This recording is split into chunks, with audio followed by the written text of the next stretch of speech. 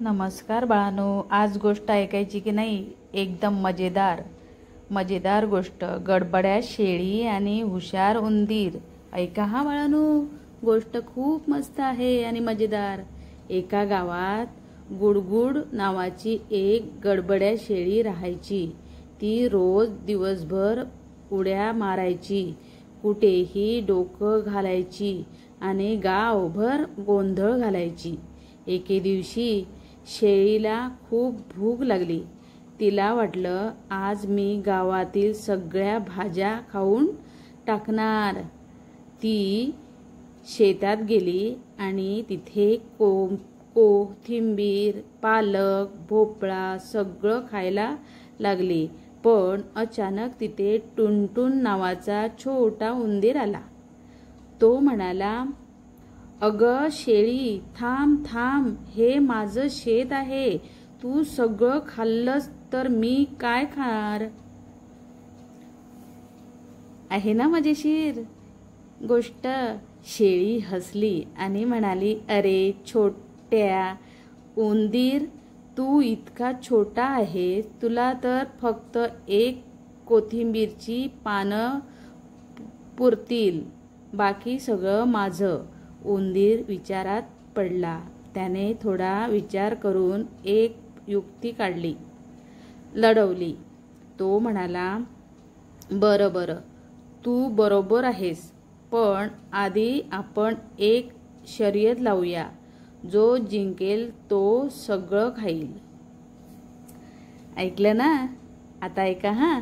शेळीला खूप मजा वाटली.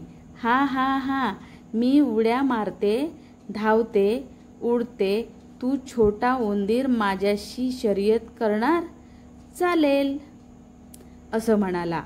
उंदीर हसत म्हणाला, हो, पण शर्यतीचे नियम आहेत.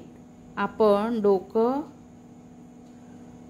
पाटात घालून जोरात ओरडायचं. ज्याचा आवाज जास्त येईल तो जिंकेल. शेळीला ही कल्पना भारी वाटली.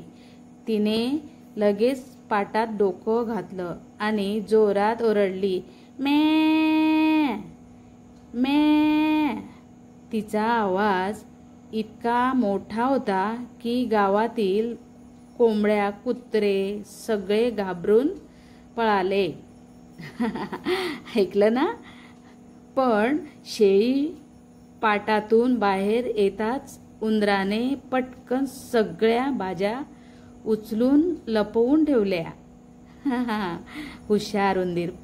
शेळी बाहेर येऊन म्हणाली, अरे उंदीर, आता तुझी पाळी.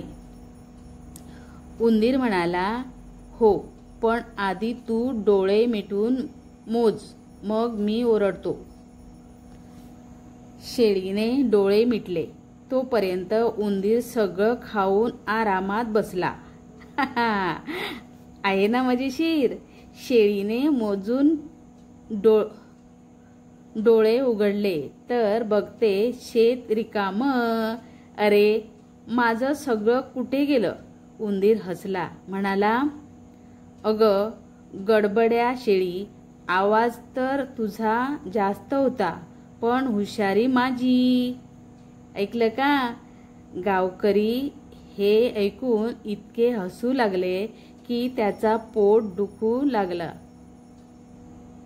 तेव्हापासून गडबड्या शेळीने ठरवलं, फक्त गोंधळ नको, थोडी हुशारी पण हवी. तर माझी गोष्ट तुम्हाला आवडली तर लाईक, शेअर, सबस्क्राईब करा.